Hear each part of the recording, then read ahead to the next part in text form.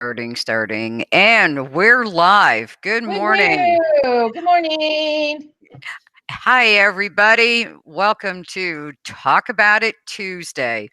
Um, we have our special guest, our very own Liz, and she is going to tell us about her biz, um, craft fairs that she does, um, and how she got into her very much niche, depending on what part of the country you're from, market. And she's going to talk about production time. So, first, tell us about your biz, A Viking Wife and Company, and how you got it started. And I did get the name right, didn't You I? I did am correct. You did absolutely correct. good. Yeah, I started about 13 years ago. Nope, 2007. So a little longer than that. And it was purely accidental. We did 10th century Viking reenactment, and I was looking for a craft I could do in the encampment and be a period plus have something to keep myself occupied. So it started with that, and I did a couple of small little things, and I started working for a gal at the Ohio Renaissance Festival. And part of what I did during that day is I was out in the public and I was weaving, talking to folks, and they asked questions about what I was doing and how all of that was going. The craft coordinators came by every weekend and saw what I was doing and how I was doing it. And they came in and promptly told me they had a building for me to rent and I needed to have my own shop. I put them off until the very last weekend of that 9-week run. And then I signed on the dotted line and have a booth. And I've kept it all organic. A Viking Wife and Company, the Facebook page is definitely much more of a community based kind of thing. Folks are into reenactment, or folks that think that they want to be pagan, or whatever they choose to call them. Most that want to do the 10th century stuff, they call themselves heathens. So the tablet weaving was way too many hours and too focused on just one thing to be productive. So I did some more research and I moved into, so I did the weaving and then I added peg weaving. So it's just like those silly little round knitty nifter things. And I do hats and shrugs and mitts and leg warmers and all of that stuff. So it was much more circular with that. And once that started in, then I only did special orders with the weaving and focused on doing things with the peg weaving. I'm talking with my hands. I'm sorry, Nancy. Yep. That's okay. I do it too. You So notice I have mine folded under my yeah, I chin. do. I do. So once I started getting into that, I did some more research on historical stuff. So I would fit in with the 15th century, 17th century uh, era that the Renaissance Fair had. Now, we are not a true recreational Renaissance fair. We have a lot of fantasy stuff that goes with it, which is awesome because that opened it for me. So now I can use knitting and crocheting and the weaving and fill stuff up a little more. And I have two girls that work full time at during the fair, which is a 9-week run. So we open Labor Day weekend and we close Halloween weekend. And in between there, you're open 2 days a week. You're open Saturday, Sunday from 10 until 6:30. But because I'm at the front gate, it takes us till almost 8 o'clock to get everybody out the door and pushed out the gate. Only do that because we want those last minute sales. So um So my big 9 weeks. in a row. Yeah, 9 weeks in a row. And my husband also has a shop that's right next door to mine. So we have his business to keep going, plus my business to keep going. So busy, and I feed everybody. So I do cooking for the Saturday and Sunday lunch times. And you mentioned production. You're laughing at me. Okay, so for a 9-week fair, Yes. what kind of production I mean, how much inventory do you take? And what kind of a production schedule do you have? I know, but If I am sitting or not moving, I generally have something in my hand. My goal is to do, I have what I call mitt Mondays for me. And my goal is to get as many pairs of fingerless mitts done as I can in a day, plus juggling all the other things that are going on. so So, how many pairs of mitts on a good day can you get done? 5. That's a good day. But that's the dog's leaving me alone, the pig behaving, Larry's out the door, Mom Roeth has something else going on, so it's just me and the yarn. For example, for the last weekend of last season, so the 2018 season, Halloween weekend, I sold 122 pairs of my mitts, just mine. I also had all of Sarah's, which was probably close to 200 on her own, and Maya, who does much more fancier, intricate kind of fancy stitches. So she had probably 100 pairs, and we sold out. We sold out. None of us had any mitts left. So we're all trying to boost up how much we produce on a regular basis. So I have Mitt Monday. Tuesdays are, I try to get my list made out, and thank God for Evernote because I now have 3 ways to keep track of all that's going on. I put it in there. I have my handy dandy notepad, and then I put it in the telephone too. That way I have things reminding me I have stuff to do 3 times, not just once, which helps a lot. Well, yeah, because I mean, you must start production for the next year We don't ever as stop. yeah, We that's don't just stop.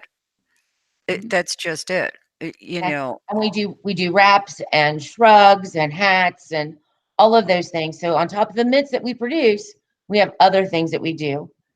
Maya does amigurumi dragons, which are posable and amazing.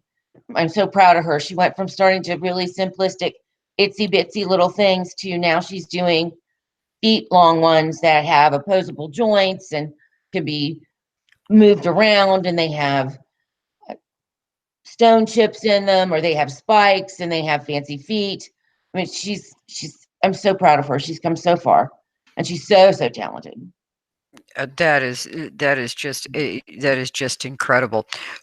So, do you have time to do any other craft fairs, or is that the only fair that you do? That one big 9 week I have fair every I year? have done I have done a couple of holiday fairs. I am generally exhausted and not my at my best for the holiday shows because you're dead tired after doing the 9 weeks in a row. But then you have 9 weeks in a row, plus you have at least 2 weekends to pack up, close down, and weatherize your shop for the year. So So it's you actually have a brick and mortar store for 9 weeks out of the year, but yes, but you have to take care of it year round. correct. Because if you don't, it falls apart. We own the wood, the nails, the brick, the whatever. We have to lease the land it's sitting on. So we can do whatever we want with the booth as long as it's within the fair's guidelines. And they can tell us you can't do that, or you can't paint that color, or no, we don't want you to do whatever it is, or come back and go, oh, that's a really great idea. So we lease the ground. Attorneys have a fit when they look at our contracts. They just look at us and shake their heads. But it is genre wise as far as Renaissance festivals go. You own your building, but you don't own the land that building sits on. Wow. Yeah. So, you know, how did you end up at the fair the first time? Um, a very long time ago, when Larry and I got married, we did not have the money to go and do a big honeymoon. So we chose to do a couple of small weekend shows or festivals or whatever we could come up with. And we went to the Renaissance Festival for that very first time. And that was 21 years ago. And we have participated and or worked at or owned something at the fair ever since. That is just amazing. Now, you said he has a shop too, Hmm. and I so you guys are like, okay, this is going to sound corny. You're like living the handmade dream Sort of. or nightmare, Yeah, depending on. that's it. That's it. No, it is. Larry still works a full time regular job and works overtime. And we just have taken on, with some family things that happened over the past year and a half. We've taken on what I call like property management kind of thing. So we have ventured out. So we now have three businesses plus Larry's full time job. And we moved into the new house, and his mother is going to be staying with us full time. And we had the tornado that went through. So I've been dealing with all of those things these past few weeks. So, do you drink heavily I wish I could. That's why I asked you to have a double. or a triple? I'm living vicariously. Yeah. Okay. Well, that's good. I'm always here to help. I know. I love that part. It's great. That's one good thing of all of this stuff that I've been participated in is I found you, and you are an accountability partner, and we may not talk for weeks, but then you pop up and go, how you doing? What's going on? Or vice versa. Yep. And it's important. It's nice to have someone who is not family or friend or employee to talk to about stuff. And I get to talk to Larry maybe 15 minutes out of the day, maybe. So it's a list, and a lot of times it's just I handed a note over to him. This is what's going on. Or if I get lucky, he goes out and he goes out and moves the truck up to the front of the parking lot at work, and he talks to me as he's doing that. Oh, Yeah, yeah. and I will tell you, if there is anybody I have ever met who doesn't need an accountability partner, it is you. Oh no, I, I it, do. we're both those OCD, a Yeah, icky yeah, personality, yeah. We're all of overachiever. that. Yeah, we're all of that. Yeah, wackos that always take on more than they can chew and Yeah, then sit back and say, "What was I thinking?" yeah, yeah. Oh yeah, yeah, yeah, yeah. The- And then throw the pig in, Nancy, because he makes everything much more challenging. You know, He everybody is has a pig that so lives in their living room. he is so cute. He's a pain in the butt. Well, that's like that 90-pound boxer of mine. Yeah, Yeah, yeah. Oh yeah. yes, he gained 10 pounds during the winter. Oh, well, that's a good time to put weight on.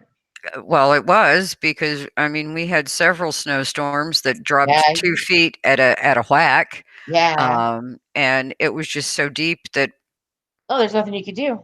I mean, we'd go out and we'd pack down the snowshoe trail, but the minute he wanted to step a step off that, Mm. he just went woof, Yep. and he got to a point where he looked at me like, "Ma, you gotta be kidding," you know? Yeah. We're gonna Um do this again.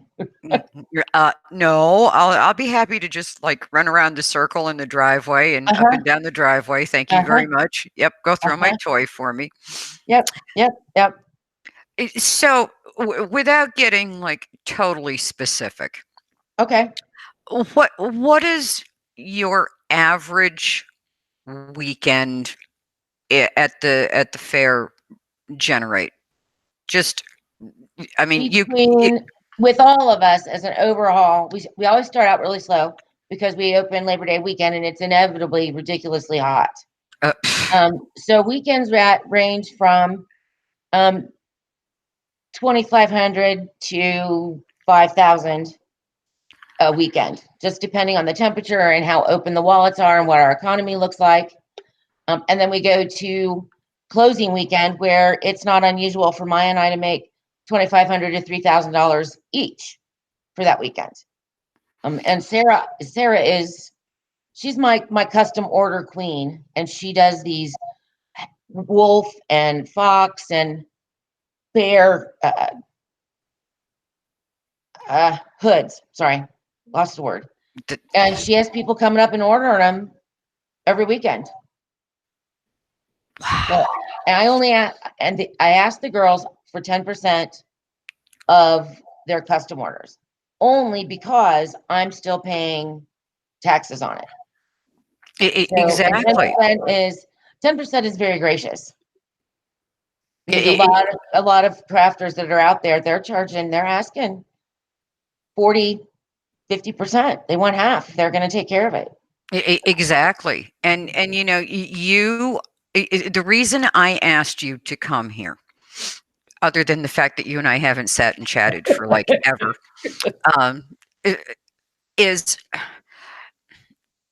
there are several quote unquote crafters out there on the internet that publish, you know, their monthly revenue, and you know that they're generating three figures. Is that right? Yeah. They're you know, anywhere from 3 to 5 or more grand per month. Yeah. But when you look at their income breakdown, Yeah. It's next to nothing. it is exactly what they are actually selling for handmade goods is absolutely a, a, a, It's a drop. atrocious.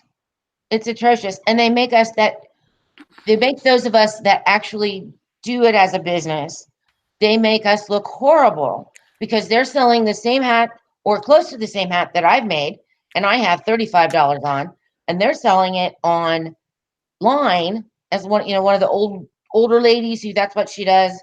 Her kids put it up online. She's selling them for $10. You can't buy the yarn for $10. It, She's paying herself nothing. it's either that or they have this one woman in particular, and I'm not going to mention names because that just isn't my style.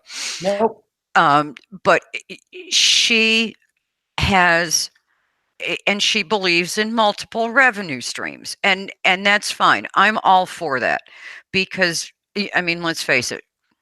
You know, some of us aren't going to generate the kind of revenue that you do. No. Oh no. You know, but most of her revenue is coming from affiliate ads or commissions, Yeah. or she's selling courses. And when she breaks out what she made in pattern or finished goods sales, it's like, why are you bothering? Yeah. You know, She's in the negative. She has to be. and she always touts it as, I made this from my crochet business. Now, okay, some of this is just me, and I'm sure you're going to agree with me too because you have that same mindset. If I made a statement like that, I would be you. Okay, I would be all of that money would come strictly from making handcrafted goods. It wouldn't include affiliate income. It wouldn't include commissions, and it wouldn't include the sale of courses. You know, No, there's no way it could do corsets. you know, I mean, well, you know, okay, because you can't, you don't want to sit in front of a computer and put the course material together. You're certainly capable of it, but Yeah, yeah, it's just, I have. you know, if you're going to make a statement of, I made $6,000 from my crochet business, all $6,000 had better come, in my opinion, from selling patterns or selling finished items. All of that Absolutely. commissions and affiliates and course stuff is other income. As far, yes, Yeah, in the absolutely. grand scheme of things, yes, bottom line net income, you do include all of that. Yes. But to make that statement of, I made this from my crochet business, Well, there's no way she can't be A. She can't be paying herself. B. There's no way she could supply materials to make them and make that kind of money. I just don't believe it. On top of how unprofessional to go about saying, look how much I make in a month doing this, or I made X off of this one special project. I call bullshit and unprofessional. Absolutely. And it's just, you know, so, the average person who's like browsing the internet, they see that kind of a headline and they think, "Oh, yeah, hey, Yeah. she did it, so can I." Yep. The reality is, unless you have a very specific market Yep. like you do, Yep. you're never going to do that from the average, holiday craft Oh fair at the no. high school or, Oh no. none of that, Yeah. and I am just, well, you know me, I am just way too blunt and outspoken to. I do try and be really good in these hangouts and not drop the F bomb, I do. I try really hard. although I'm sure sometimes it's written right here. And if you Yes, know me really well, you can see it I big, can. glaring red letters that are going. Yeah. Yep. Um, Absolutely. you Um, know, craft so fairs are difficult in for me because I have to have a different stock because the things that I have at the Renaissance Festival are not going to sell at a craft show. It's just not going to work. And it's very difficult to make your money at a craft show if you're selling crocheted ornaments or simple little kid Christmas hats or elf hats or little snowman decorations. It's really difficult to make your money because you've got somebody next door to you who has purchased their lovely crocheted product from China and Liz is now Roeth. selling it right next door to me for half my price, saying it's hand done. You, I can't compete. Well, I shouldn't say that. I could, but I don't have I don't want to use the time or the effort. I'd rather put that into finding the next best thing for me to have it fair. The one thing that's going to go great for that season. Absolutely. Mhm. And not only that, fair for you means people have money to spend. Yeah. Craft fair at the local high school means everybody's got a budget and money Yes. could very well be tight. Yes. And while they may love your $40 whatever, if Susie next door is selling something, kind of sort of similar that came from China for $15, well, we're going to look in our wallet and say, gee, I love that Yeah. $40 one, but I can't afford it. So I'm going to Yep. buy this $15 one, and they're just going to have to deal with it. Yep. That happens a lot. At least through the first 4 weekends we're at fair, you get that. There's a gal down there that, and everybody says, aren't you worried about her about competing with her? Nope, not even a little bit. She can put out whatever she wants because it's not the same as ours. And I can guarantee the quality of the stuff that I'm putting out on my porch. She does not. So you just you bite the bullet, you make it through until people have gotten the picture that her stuff is not going to last. And then it's okay, we're coming back here, we're spending our money, or they wait till very last weekend where they know we're going to try to lower prices to clear out stock because we don't want to have to cart it back home. So, Yeah. and my theory on that is as long as we are doing our best and providing the best quality product we could possibly provide people, we're doing our job. Exactly. Exactly. Or you So, can give, I do the little crochet flower things. They're on stems like yay big and have a smiley face daisy kind of thing to them. yeah. And I could give those to kids because parents come in and it takes them forever. Oh, And yeah. little ones get bored and they get cranky. And if there's a cranky kid on my porch, somebody else isn't going to come in.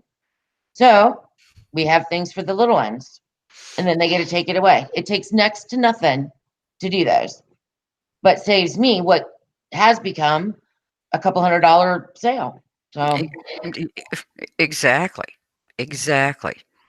Well, my dear, I promised you I wouldn't keep you more than a half hour, and as oh, you heard, good. my phone is ringing again, so I have to go back to being polyprofessional in the software biz and Mm. answer the same questions that I've been answering for the last almost 19 years. Yeah, I feel like I ought to have a menu choice.